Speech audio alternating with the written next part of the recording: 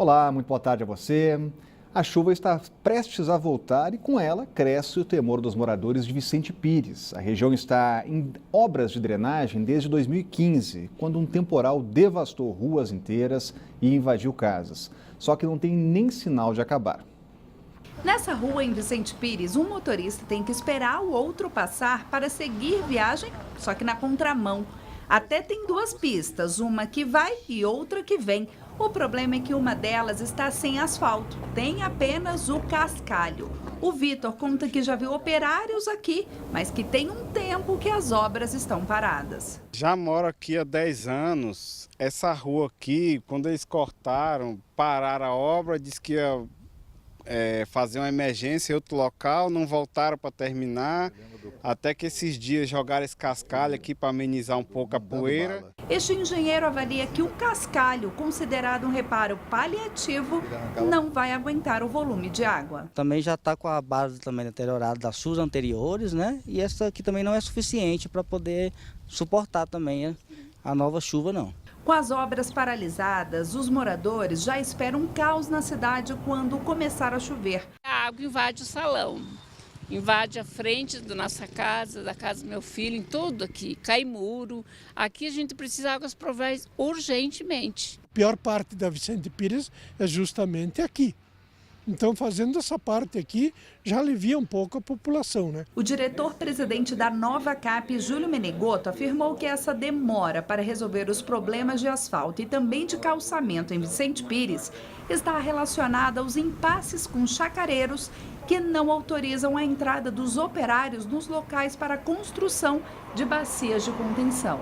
Nós temos uma grande parte da drenagem já pronta, né? Então, se a gente conseguir liberar essas bacias, nós vamos poder adiantar essa pavimentação. Agora mesmo, hoje, começou na rua 4C, a pavimentação lá em Vicente Pires, vários trechos já estão pavimentados. É lógico que a chuva atrapalha um pouco o trabalho, mas nós não vamos parar no período da chuva, nós vamos continuar. E o que nós queremos é amenizar o máximo possível o transtorno que nós passamos nesse ano e no ano passado em Vicente Pires. E a expectativa é de resolver todo o problema de drenagem, asfaltamento e calçadas em Vicente Pires é só para daqui 2 anos. O investimento previsto é de 463 milhões de reais. Pelo que a gente está vendo, Cláudio Humberto, deixaram passar o período de seca e vão prosseguir com as obras agora, na chuva. Exatamente. É o velho problema do setor público, é a imprevidência, né? A falta de planejamento. E tem uma coisa assim em Brasília que é tão certo quanto o dia após a noite. É o período de seca. E ninguém compreende como é que os governos, os seguidos governos, né, não aproveitam esse período para tocar obras de maneira rápida, que exatamente nos ajude a enfrentar o retorno das chuvas. Teremos novamente alagamento nas tesourinhas do Lago Norte, da Asa Norte. Nós teremos outros viadutos também alagados. Já houve casos de morte, vários casos de morte, e nem por isso os governantes tomam providências, né?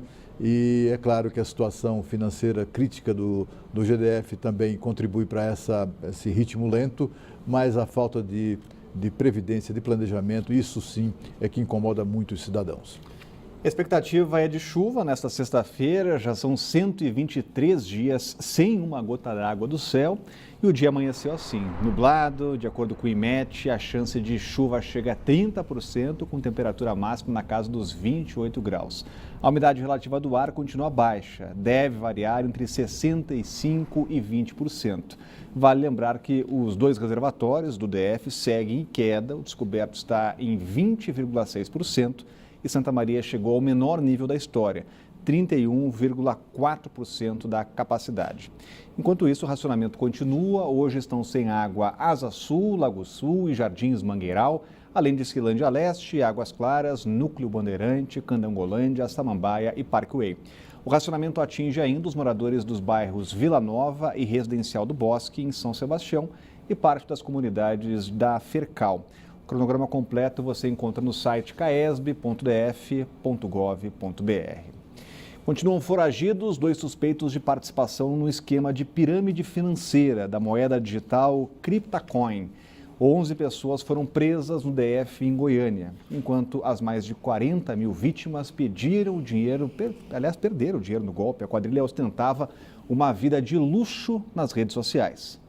A promessa era de lucro fácil e rápido. Com inúmeros carros de luxo, diretores da empresa All Street, criadora da moeda Cryptacoin, atraíam investidores. Neste vídeo postado em uma rede social, o Everton Viana Marinho, de 34 anos, comemora a compra da segunda Ferrari pelo grupo. Eu estou aqui com meu amigo Fernando.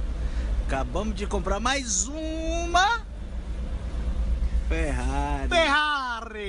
Ferrari, a segunda. Mas pelas investigações da Coordenação de Repressão a Crimes contra o Consumidor, tudo não passava de uma pirâmide financeira ligada à moeda digital. O Everton e o irmão Welbert Viana Marinho, de 37 anos, são sócios e apontados como chefes do esquema. Os dois foram presos nessa quinta-feira. O Fernando César, de 30 anos, que também aparece nas imagens com o carro de luxo, também foi preso. Para a polícia, eles e outros membros da organização eram os únicos que saíram ricos. Eles tentavam fazer com que essas pessoas atraíssem outras pessoas para lucrar em cima dela. Cerca de 40 mil pessoas caíram no golpe. A quadrilha movimentou mais de 250 milhões de reais. E além dos carros de luxo, ostentava nas redes sociais jatinhos e lanchas. Mas a farra financeira acabou nesta semana com a prisão de 11 pessoas. Os integrantes desse grupo são investigados desde março deste ano pelos crimes de organização criminosa, lavagem de dinheiro, falsificação de documentos, estelionato e pirâmide financeira. Mas o advogado dos suspeitos e da empresa diz que tudo não passa de especulação.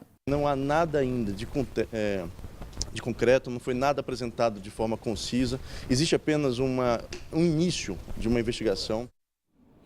E a nova denúncia contra Temer, que chegou à Câmara, usa trechos da delação premiada do doleiro Lúcio Funaro. Temer é acusado de comprar imóveis para lavar dinheiro.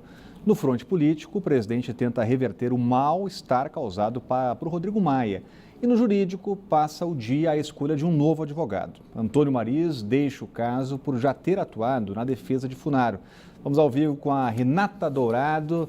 Mais um dia aí nessa novela da denúncia, né, Renata? Boa tarde. É isso, Rodrigo. Boa tarde para você, para o Cláudio. Finalmente sexta-feira, uma ótima sexta-feira para todos que estão aí nos acompanhando. Pois é, o advogado alegou questões éticas para não mais defender o presidente Michel Temer. Isso porque, como você bem lembrou, ele também já havia defendido Lúcio Funaro. E nessa delação aí, Lúcio Funaro disse ter a certeza de que o presidente Michel Temer recebeu, sim, propina. Disse saber também qual o caminho usado pelo presidente para fazer a lavagem desse dinheiro, para disfarçar, portanto, essa propina recebida aí, que seria a compra e a venda de imóveis. Disse que o presidente Michel Temer, o ex-presidente da Câmara, Eduardo Cunha, e também Henrique Alves teriam recebido os três 250 milhões de reais de propina de dinheiro desviado da Caixa Econômica Federal. A gente lembra que essa delação também serviu de base para que o ex-procurador-geral da República, Rodrigo Janot, apresentasse a segunda denúncia contra o presidente Michel Temer. Denúncia esta que foi protocolada ontem na mesa diretora da Câmara. Nós temos, inclusive, essas imagens,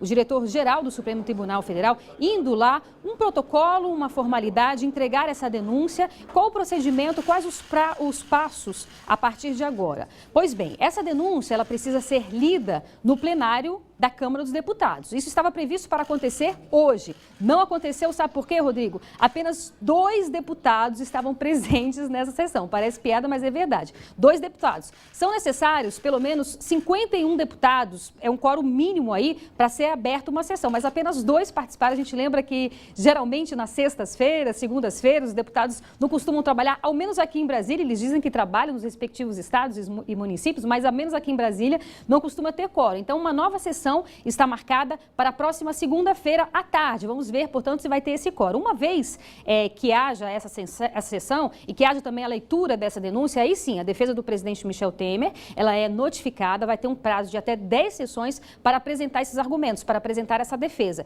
Isso na CCJ, Comissão de Constituição e Justiça. Em seguida, essa mesma comissão vai ter um prazo de 5 sessões para votar essa denúncia. Independentemente desse resultado na CCJ, na Comissão de Constituição e Justiça, essa votação precisa ocorrer em plenário. Então, todos os deputados nominalmente vão lá, vão ser chamados e vão dar os respectivos votos. O Supremo Tribunal Federal não pode avaliar absolutamente nada sem esse aval. Para que seja aberta essa denúncia, para que seja aceita na Câmara dos Deputados, serão necessários os votos de 342 deputados, o que dificilmente a oposição terá. Rodrigo. Obrigado, Renata. Vai acompanhar agora todo esse processo. Bola vai para a Câmara dos Deputados agora, Cláudio Humberto. Exatamente. Olha, as acusações acusações contra o presidente Michel Temer são, de fato, muito graves e têm que ser apuradas mesmo, né?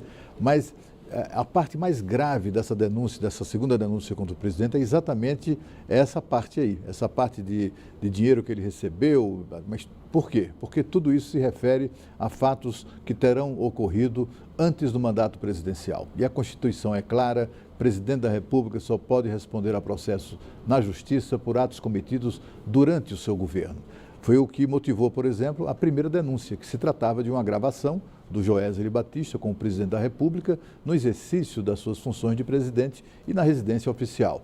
Desta vez, a Procuradoria-Geral misturou fatos antigos com fatos novos, e isso, para muitos deputados e até para muitos especialistas, contaminou um pouco a denúncia, que já é considerada, o conjunto da denúncia, um pouco mais fraca do que a anterior. A situação do presidente, do ponto de vista político, continua bastante confortável, até porque a oposição, o governo também não tem tantos votos assim, mas a oposição não conseguirá reunir os 342 votos necessários para aprovar essa segunda denúncia, a tramitação da segunda denúncia. O governo também não tem esses votos todos, mas quem tem que ter votos para aprovar é a oposição, e é nisso em que o governo confia, para que o presidente se livre também desta segunda denúncia. Se livra por enquanto, porque tanto a exemplo da primeira denúncia, se ele se livrar dessa segunda, no primeiro dia dele, depois de ser presidente, depois de entregar o cargo, todos esses casos voltarão a ser investigados no Ministério Público e também na Polícia Federal. E a seguir, a polícia investiga esquema de grilagem que tinha até participação de um funcionário da Terracap. O Band Cidade volta já.